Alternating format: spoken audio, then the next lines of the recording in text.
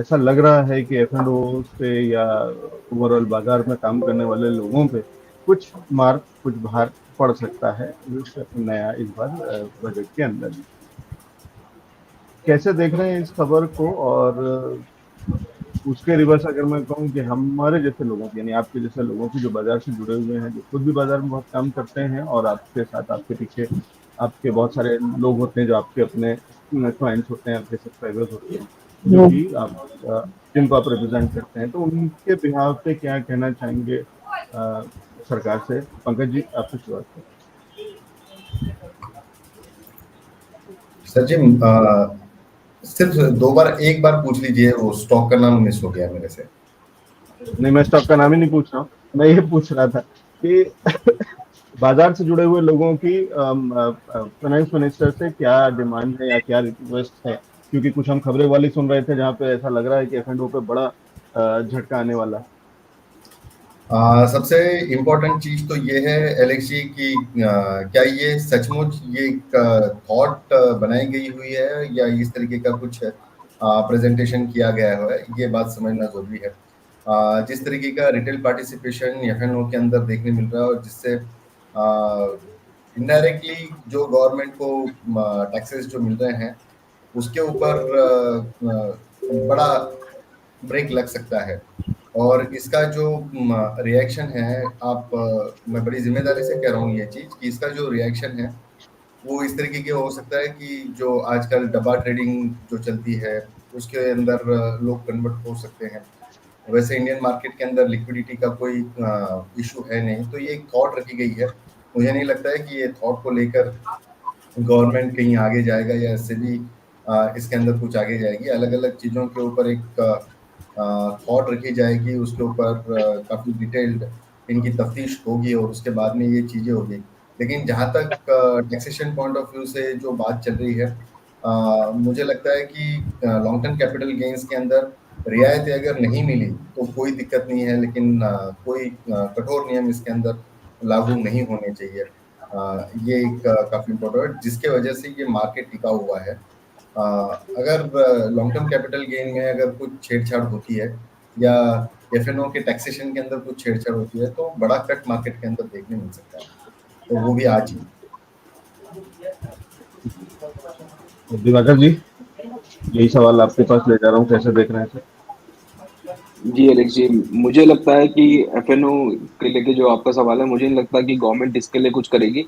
हाँ, ये जरूर कर सकती है कि जो फिक्स डिपॉजिट है या फिर जो बैंक डिपॉजिट्स है उनको एनकरेज करने के लिए कुछ उसमें कुछ ऐसी चीजें ला सकती है कि उस तरफ लोग एनकरेज करें, क्योंकि देखिए जो F&O ट्रेडिंग होती है इससे गवर्नमेंट को भी टैक्सेस आते हैं, तो मुझे नहीं लगता कि वहाँ पे कुछ करेगा। अगर इसमें कुछ करना है तो शायद बजट में नहीं आएगा, डाउन द लाइन से भी कुछ ऐसे रूल्स ले आए, F&O के जो लॉट साइज है वो बढ़ जाए, लेकिन डायरेक्टली बजट में ऐसा कुछ हो तो उसकी मुझे उम्मीद बहुत कम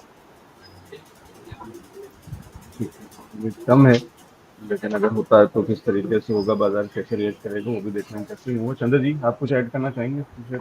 सर मेरे हिसाब से कुछ नहीं आने वाला और बाजार के लिए पॉजिटिव होगा।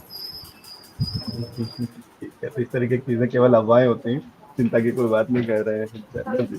ठीक है, विकास जी।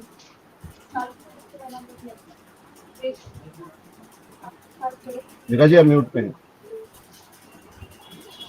हाँ जी अलेक्स जी, जैसे देखिए पंकज भाई ने जैसे बताया कि गवर्नमेंट का एक इम्पॉर्टेंट सोर्स ऑफ रेवेन्यू कहीं ना कहीं टैक्सेशन से यहाँ से आता भी है, तो डेफिनेटली मेरे को नहीं लगता कि ये चीज़ होना चाहिए। एंड डेफिनेटली ये इतना ज़्यादा ये र्यूमर फैल चुका है तो चांसेस थोड़े से प्रोबेबिलिटी कम ही लगते हैं।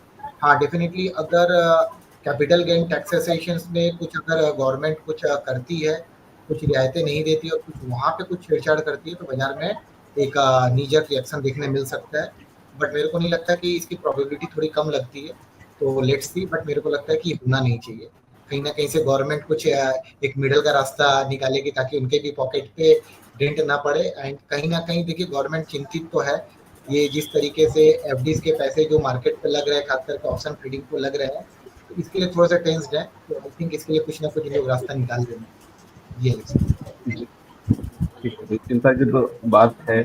और यहाँ पे एक सही समय है कि एक और मेहमान जो हमारे साथ में, खास मेहमान जुड़े हुए हैं, जो इस विषय के एक बड़े एक्सपर्ट हैं, हमारे साथ में कृष्णा मिश्रा जी हैं। कृष्णा जी, बहुत बहुत स्वागत है शो पे। नमस्कार सर।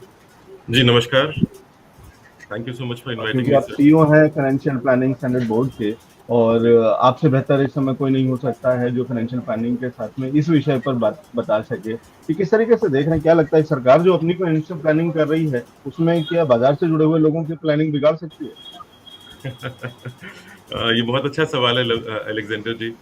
मुझे लगता है कि गवर्नमेंट कभी भी जब भी कुछ भी प्लान करती है तो वो हर व्यक्ति को ध्यान में रखते हुए करती है। बिकॉज अगर हम इकोनॉमी की बात करें तो एक इंडिविजुअल की फाइनेंशियल प्लानिंग और उसकी ग्रोथ पे ही टोटल इकोनॉमी निर्भर करती है।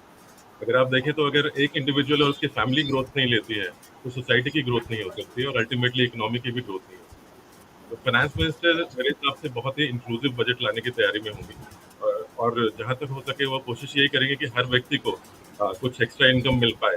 जितना पिछले कुछ सालों में हमने देखा है कि हम काफ़ी हद तक यूज़ कर रहे थे, बट ये सही समय है कि हम और ज़्यादा मौके दें लोगों को पैसा उनके पास आने का, और फिर उस पैसे को कैसे यूटिलाइज करना है उसके लिए भी बहुत ज़्यादा हद तक एजुकेशन और शिक्षा की आवश्यकता है। तो मुझे लगता है कि कहीं न कहीं फाइनेंस मिनिस्टर इस विषय पे ज़रूर गंभीरता से विचार करेंगी और उसको लेके आएँगी आज बजट के संदर्भ में। और उसके अलावा भी आप ओवरऑल देखें तो हमारे देश में हम कह सकते हैं कि हम एजुकेटेड तो हैं, लेकिन चैलेंज हमारा ये है कि हम फाइनेंशियली एजुकेटेड नहीं हैं। हमने बहुत सारे कोर्सेज़ कर रखे होंगे, लेकिन कहीं न कहीं पे हम फाइनेंशियली एजुकेटेड नहीं हैं। और समय आ गया है कि हर भारत के हर व्यक्ति को फाइनेंशियली एजुकेशन हम प्रोवाइड कर पाएँ। और आई थिंक फाइनेंस मिनिस्टर के डेस्क से ज़्यादा बेहतर कोई जगह नहीं हो सकती जहाँ से वो बोलें कि भई आज की डेट में जब वो फाइनेंस मिनिस्टर अपना बजट बनाती है, तो हर भारतीय कहीं न कहीं अपना भी एक बजट बनाए, जिसकी बहुत ज़्यादा ज़रूरत है। आज की डेट में आप देखें तो ओवरऑल 5 से 7% लोगों से ज़्यादा बजट अपना नहीं बनाते हैं। जी, ठीक है। देखिए उस पर मैं अभी आता हूँ, वो एक अच्छा विषय है जिसको अभी इसके बाद हम डिटेल में चर्चा करेंगे। फिलहाल थोड़ा-सा क्योंकि बाजार से जुड़े हुए लोग हमारे साथ में हैं, तो उनसे कुछ एक सवाल लेकर के फिर उनको फ्री करता हूँ, फिर हम उस पैनल पे चलेंगे।